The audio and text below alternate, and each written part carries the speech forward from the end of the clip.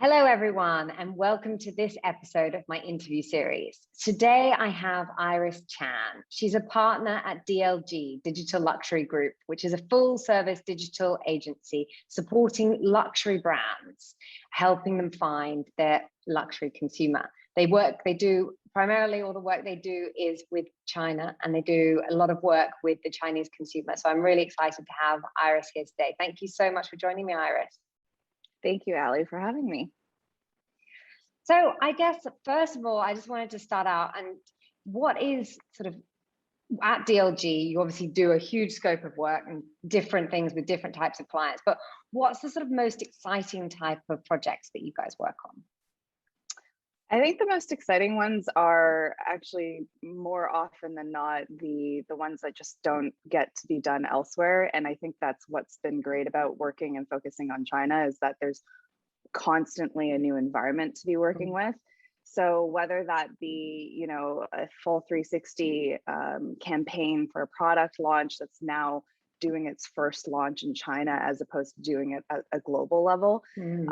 These are super exciting because this is where we can really take the assets and start from scratch and really build out what makes sense for China, as opposed to kind of taking what was from a global aspect and repurposing or readjusting.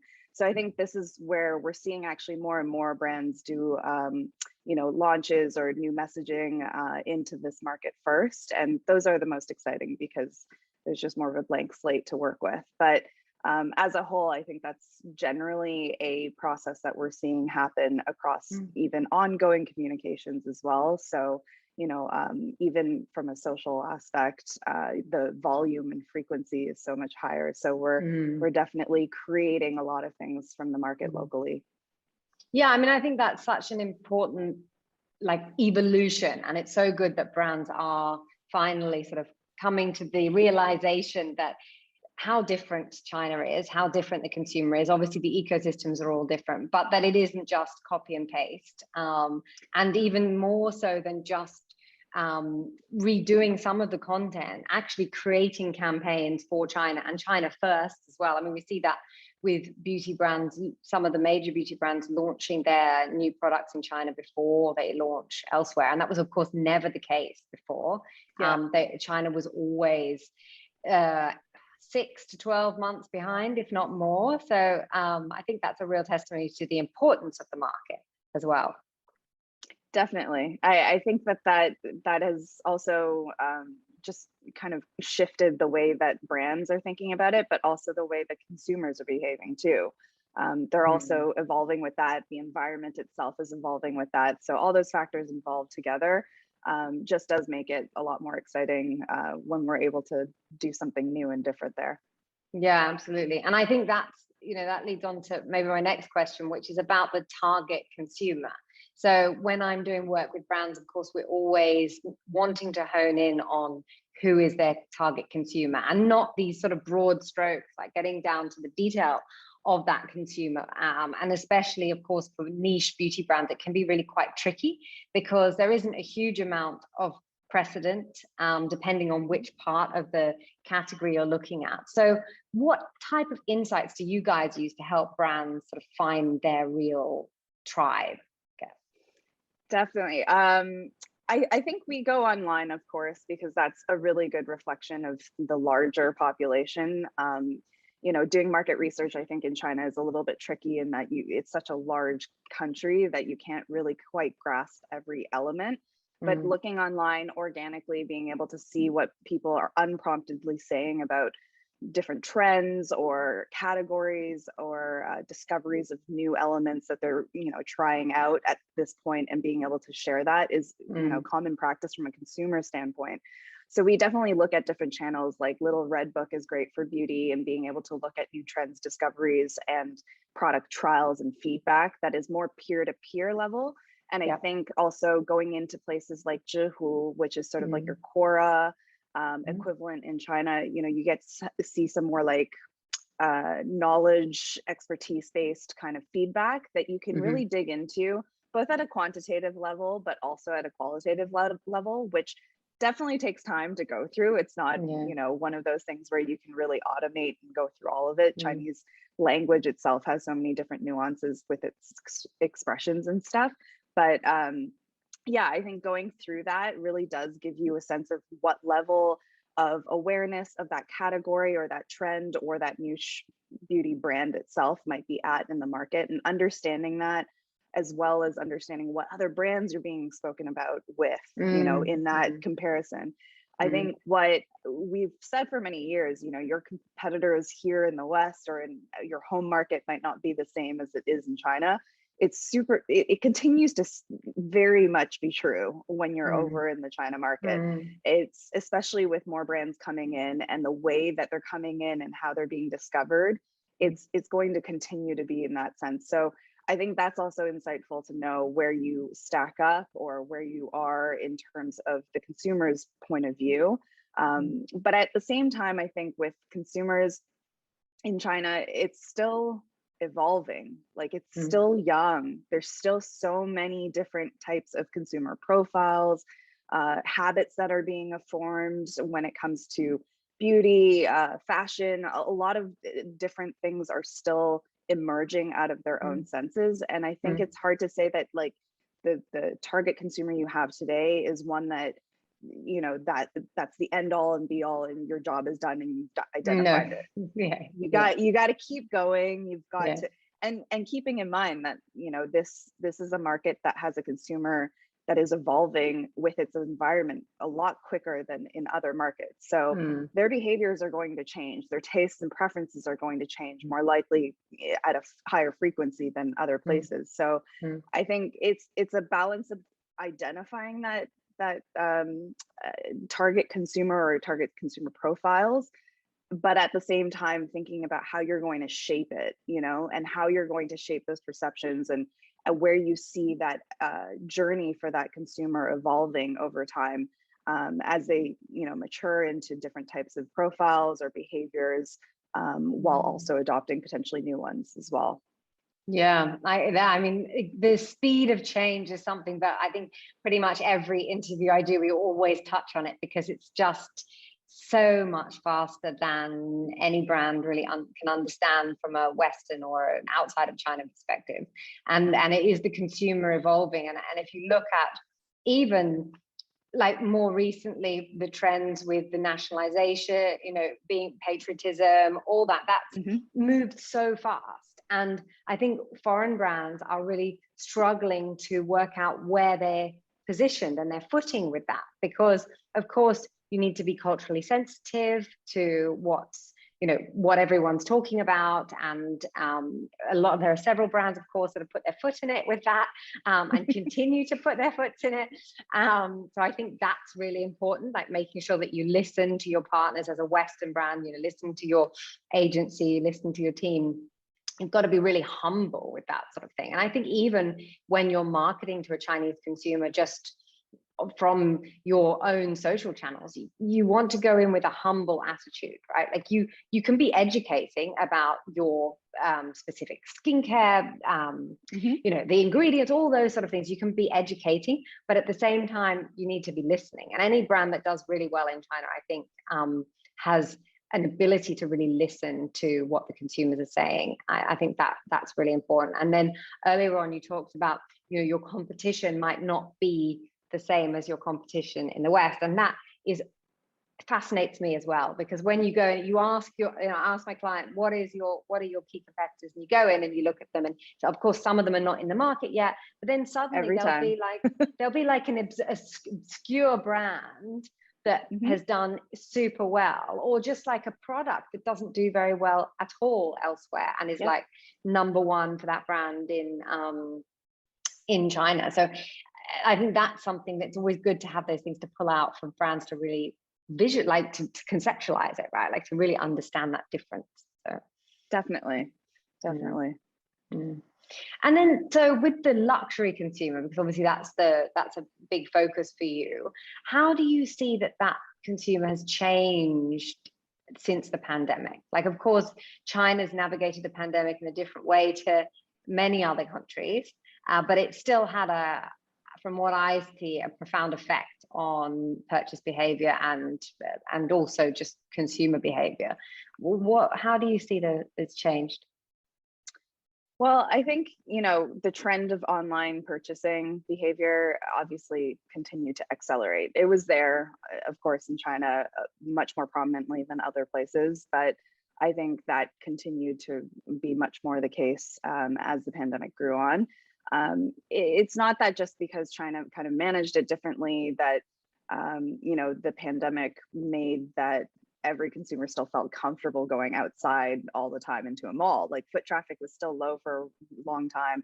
Being online, going through live streams and selling through that, or private selling, or any of the other online options were definitely still growing and had more opportunity for a lot of consumers in the country. So I think that whole behavior just became more comfortable. And as we saw, as a result, you saw brands that were of a higher price point, luxury brands walking in, who started selling online where they didn't before. A lot of the hard luxury goods coming into Tmall and being on that platform in early 2020, that's not something that would have necessarily been happening as fast as it did, but also for some brands, not even an option for a long time. But that's a circumstance of the environment, the demand from a consumer standpoint, and the confidence from a consumer standpoint to know that they could purchase these things at a higher price point. So I think definitely the online aspects still continue to grow, but the confidence in that really accelerated. I think also what was interesting, especially in the beauty space, is that a lot of the non-essentials became like, let's not buy those, let's not focus on those. But when they did buy, they weren't, consumers weren't opposed to spending a bit more and going for a higher price point. Because they weren't buying all these non-essential items. You're at home, you're going to really do the self-care. Let's do it properly. So I think this is where brands, needed to really step up what actually they could provide to a consumer through their product, through their brand. And this is where it ties back into, that sort of social selling aspect, the live stream side of things, private selling, really building a connection with your consumer and all the different types of consumers. So really ramping up your ability to communicate different messages, but a consistent one that really represents your brand, but connects with the different types of profiles you might be reaching. And doing that in a very different way. This isn't like a print ad that you would print once with a key message and then like plaster everywhere. It's now you can really start to segment, you can really start to pull some of these insights and really speak to some of the needs that are different. And when it comes to beauty, that's a very different, feeling from a consumer standpoint, because it's very personal. It is personal at a very different level, and being able to have that connection, at different, aspects, whether it be a broad live stream, cast on an 11/11, or if it's a private selling and, just with one or two people, or a small community group. There are a number of different ways to be able to do that and build that connection. So I think brands and consumers have kind of responded to each other in this pandemic to find a way that makes the needs, responded to by what is coming out. So whether that even be convenience, being able to like order something and know that it could just like come to you, or you pick it up at the store, but you don't actually have to walk in, all these kind of like small things that are making a difference, I think has changed a lot of that behavior during this pandemic. Yeah, and things like beauty advisors retraining to be live streamers. I mean, they still, of course, can be beauty advisors and they have that physical presence, but at the same time, when they have some downtime, they're doing a bit of live streaming on the side, like that sort of thing. I think it empowers them as well, because if you look back several years, people in physical retail felt very threatened by the digitization of the industry. And of course, now, especially in China, I think primarily in China, there is this sort of outlet that you can link the two. It's becoming what we always talked about, but it's really becoming sort of linked. It's not real to say, it's not to say that it's the physical retail's dying at all. Like it's not. Like if you look at beauty, all these multi-brand retailer stores are popping up in China. There's loads more coming to the market to sort of fight it out with Sephora, like Colorist and, all those guys. Yep. But there's a sort of seamlessness between the two, which I think is only good for the consumer, right? Like that's so you can get it when you need it. And I think that that's a really great way to explain what's the change to come in new retail. It still comes down to the people who are running that retail and that experience. So physically, it can be a lot more module and change, the format on a more frequent basis. So the experience is considered a little bit new each time a consumer goes in there. But it's really the delivery of it with those retail sales associates and making their role in it a little bit more integral, and to just how a consumer is going to walk out there, whether they purchase in there or they purchase online or however it happens, that experience becomes a lot more meaningful for a reason to go into the store. Because frankly, from an objective standpoint, they could just buy it online, right? There's got to be a reason why they go in the store, and there is a real reason, and those people help to deliver it. And you're absolutely right, like that same issue of retail, Salesforce, having that staleness almost, or that just kind of maybe not that motivation because of what they do currently, because it's stifled. There's lack of creativity, there's a lack of responsibility in a way where they can really reach consumers in the way that they want to. So that's definitely evolved in China pretty quickly, I think, and we're actually seeing it, and hopefully we'll start to see that in the West as well soon. Yeah, exactly. And I think what sort of an extension of that for brands that maybe are not in physical retail yet, one really important point is customer service. So, China, it's a much more heavy customer service sort of process. Like people ask a lot more questions, there's a lot more interaction, and it's not like a one-click to purchase, no one talks to each other sort of transaction normally, and especially with higher priced items.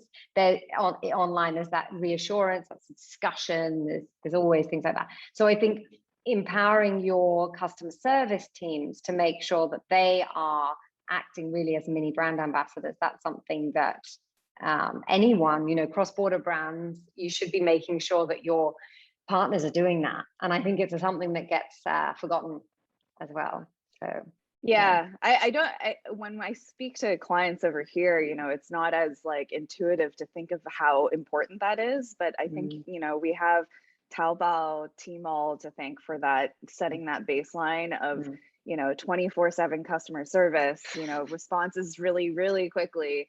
That set the bar, that is a baseline, that is a high bar, actually, if you think about how it is done over in the West. So I think sometimes when brands do think that they're going in there being able to kind of manage the customer service on their own, I think there is a disconnect in terms of what that expectation actually would be. And it's not just about knowing how to speak about your brand or your product. It's really responsiveness too, being there when the customer needs you. And that's a big piece of it for sure.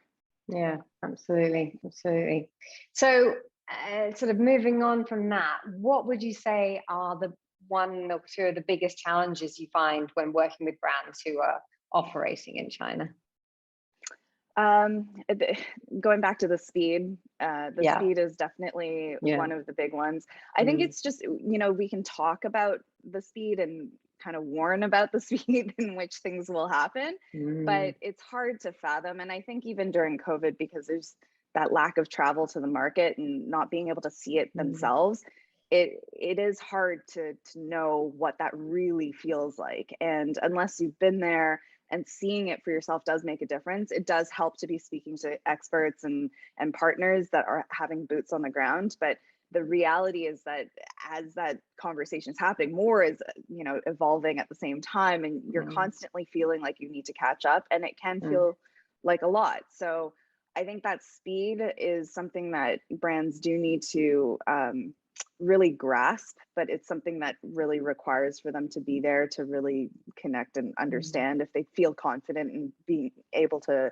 believe a partner and rely on them, that's great. But if otherwise, it's really seeing it to believe it. And I think the other element is just really kind of balancing control, especially as we spoke before, you know, the environment's so different there. It is really hard to, you know, just be able to do what you've done before and implement it again, even if it was 10 years ago in China and you did it then, and now you're trying to do something similar. It's such a different environment already from 6 months ago, from 2 months ago, that's not something that's possible. So I think that that balance of being able to trust your partners and your local team, really like your counterparts, to be able to understand what they're trying to say, that does take patience. It does take listening a lot more than it is sort of trickle down communication. I think that that really takes a different way of working with this market. And I think that's probably the case how you would want to approach almost any market that's not your home market. The only difference is that right now China is, you know, it is a large market. So, you know, it demands a little bit more resourcing around it, and perhaps a little bit more equitable listening. Sorry. But yeah, I think those are main challenges. And then just from a practical standpoint, keeping up, right? So just knowing that you need to be able to keep up with everything that's happening there. It's a lot, just from a operational standpoint, also from a knowledge standpoint, but on a simple day-to-day, just knowing that there's more and more and more, and not feeling too overwhelmed with it. Yeah, I mean, I think your point about not being able to travel to the market for brand owners or founders or leaders, it's a big thing, because, you know, when they would go, they'd go for a week, they'd meet everyone and anyone, be fully immersed in it, and just come back with be bombarded, but come back with a real passion and understanding generally.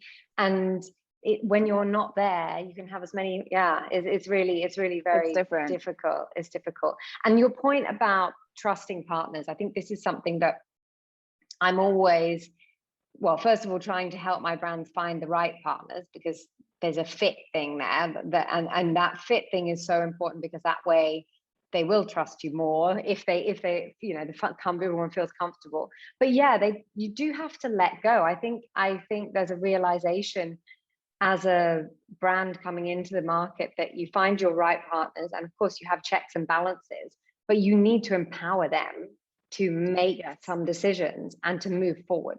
Because if they are always coming back to you, no matter, even if you have dedicated people in your team, it's just not quick enough, and you lose out on opportunities. And also your team might not make the right decision. You know, they'll make it based on their understanding of Western markets and your brand currently. And so I think especially on the commercial side, I think from a marketing perspective, there are, you know, you guys, and there are a few other agencies that are really can really care for a brand. But then on the commercial side, it's really tricky to find that, because of course everyone's motivation is different. People's motivation is to sell, which is fine. So I think but you just have to find that balance, and that's why a great digital marketing agency plus a good commercial partner that can work together, that is often a good option. Not for every brand, but that can be a good option. Yeah, I mean, it is really like the positive, productive conflict in that sense, you know, being able to have the brand in mind, but also the commercial aspects in mind. It can't be one completely over the other. It is a balance of both, because you are running a business at the end of the day, but you do want to run a sustainable business. So it's, you know, unless you're, as a brand from the home market, are very confident in what you know about this market and are keeping up with it from afar, you will need to, unless you're that, you will need to rely on partners. And chemistry is a huge fit. It is tough. I mean, I think COVID has proven for everyone that, you know, we are a social species. You know, we can't do this thing where we're always going to be apart and feel like we really know what is happening or what this connection is. So that chemistry goes a long way. No, absolutely. And it's just yeah, that fit thing is important, and without being able to meet people in person, it can be even trickier. So it's not easy. It's not easy. So I guess finally, thinking about trends, are there any particular trends that you've seen in the beauty space recently that you think brands should be sort of taking a bit of notice of? I think going back to what I was saying earlier about the consumer insights in terms of just realizing that there are a lot of different types of consumers, I think that that's a big piece. I think it is still, you know, a young consumer market to some degree, but there are these, you know, budding little needs across the country because there are very different lives that are being lived across this country, climates, geography, all of it, right? So it all impacts how you know, might take care of your skin or what you eat and how you get dressed in the morning and what you do. So it does have a big impact in that sense. And I think it's important to start to like look at a lot of that, you know, I think at a broad stroke, what we've seen is that whole idea of very like white skin, porcelain skin has not been, you know, the key message anymore, but that you're starting to see that there are diversity aspects in there that are starting to pop up in different ways. And I think that kind of is an overall trend that's kind of seeping through a lot of things. So whether it's just your personal needs and preferences in skincare, beauty, color cosmetics, seeing that you might have a different skin color type, freckles, you know, no freckles, all of these things, they do exist in the China market. There isn't one homogenous type of profile, and therefore not one homogenous set of needs and preferences. So I think in the beauty space, there are brands that are starting to speak more to that, entering into the market with a wider palette, also just varying needs that can really speak to the different types of consumers there. But I think we'll start to see more of that, especially now with animal testing taken away. We'll start to see more of these brands being able to come in, whether it still maintains in the cross-border side of things or in the domestic market, and how that's going to evolve with the competition that already exists, locally speaking, and really start to see how you can speak to some of these consumers who've only really accessed the local market, domestic brands in their, you know, respective areas. Wider access to all of these can start to really change up the needs. And I think to that end, just, you know, for brands to really understand, like, success in China doesn't have to mean that you own the entire market. Like, success in China can be just a slice of the entire pie. And, you know, that can be really great. So there is definitely a lot of room, and there's also a lot of different types of needs. I think the other thing that we've seen during COVID as well is this domestic duty-free consumerism. And for the beauty market, that's huge. You know, changing the limits in terms of the spend on that part as well from the government, and also the facilitation from the government to continue to build up, you know, Hainan as well, and all the different types of duty-free kind of opportunities. I think we're going to start to see that there will be other things coming, other places coming where that can be, you know, an opportunity for brands to find some commercial opportunities that weren't really there before. And I don't think that means it's going to shut down once international travel starts to open up again. It's signaling a lot of change in terms of what that potentially could be. So yeah, I think those are probably two big things that are probably going to shake up a lot of the beauty aspects of that market, for brands abroad as well as domestically. They are two very big things.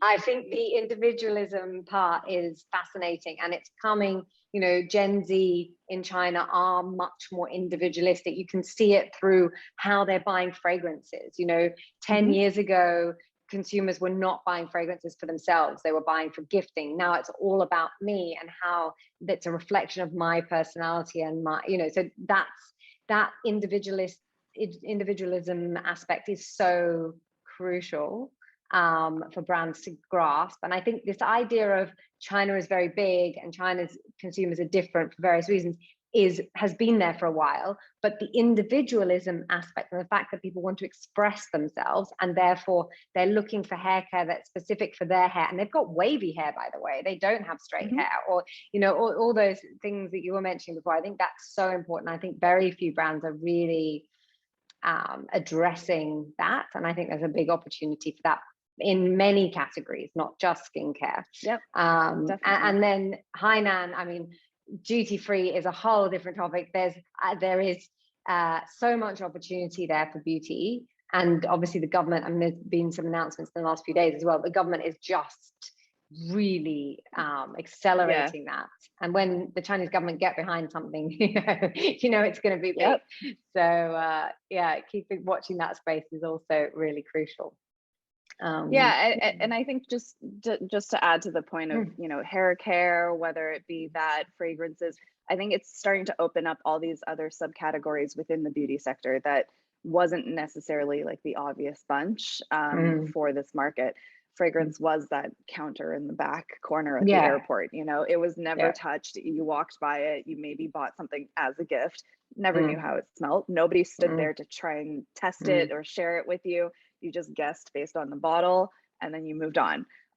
It's definitely a very different place. And I think that kind of just goes into a whole other space with what beauty potentially could be, and crossovers with other elements and other brands and categories that will start to really seep into the market and find new opportunities. But yeah, it's going to be, I think, quite an interesting ride in the next several years, because hold on, everyone, hold on. Yeah, I feel like a lot of this is still showing like just early signs of what will be. Like, it's not, saturated, it's not overdone. There are just buds coming up from the ground.